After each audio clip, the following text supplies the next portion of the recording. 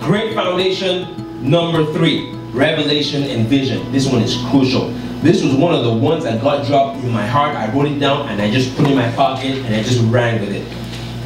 We're talking, right? When you're in that talking phase, right? You're talking to somebody, we're talking, you know, that really, you know that what I'm talking about, right? We're talking. Okay. Progress in conversation does not imply progress in confirmation. Say it again. Progress in conversation does not imply progress in confirmation. I'm still going. You should be writing this part down. Progress in confirmation comes from progress in revelation. God has to give you, this is still in your notes, God has to give you a vision, and that is your territory. I'm going to explain all this stuff. God has to give you a vision, that's your territory, and God has to give you a revelation, and that's your map. Vision in this context is God's interpretation of life or of the world. So God is going to reveal to you his vision for your life or for the world. This is the burden that God's put in your heart or whatever. The revelation is now how you fit in that context. So God may say, you know what, I want families to be like this. So God gives you that vision. But then he gives you a revelation about how you fit in there. How you are going to help create that new family, starting with yours. Does this make sense? If I have the map of Brooklyn, New York, I have, if I'm in Brooklyn, New York, rather, I'm in Brooklyn, New York, but I have the map of Chicago. No matter how accurate the map of Chicago is, I will never find where I'm going to in Brooklyn. That's right. Does this make sense? Yeah. So the vision is Brooklyn. That's the general idea of the areas of your life.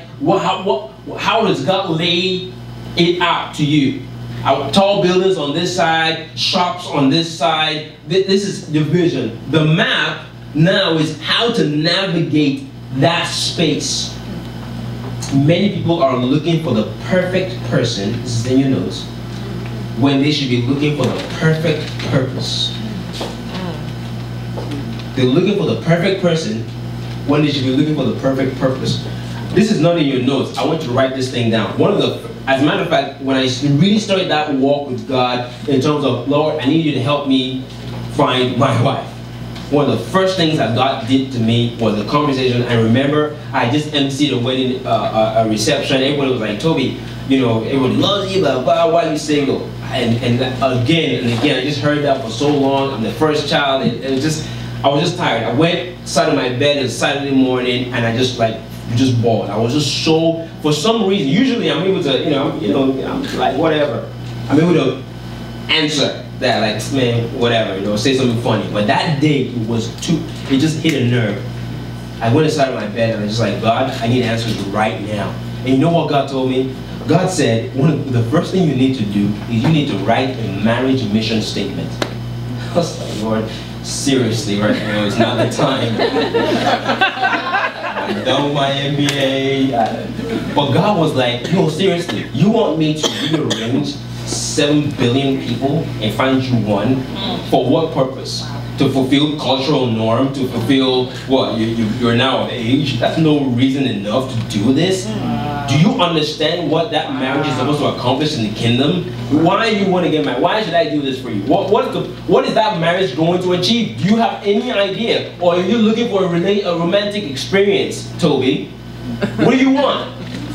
And for the first time, I had to go back to the drawing board and say, Lord, tell me my marriage mission statement. When I get married, that marriage is supposed to accomplish this specific things for the kingdom. This is how it fits into the kingdom of God.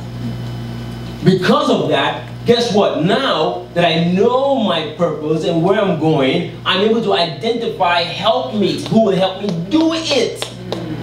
Do you see how this works? Yes. And ladies, don't think it's just a guy who's going to go get that if you understand your purpose and where you're going and what, if God has downloaded in your heart what your marriage is supposed to accomplish, then guess what? You'll be able to identify who shares that. I don't have enough time.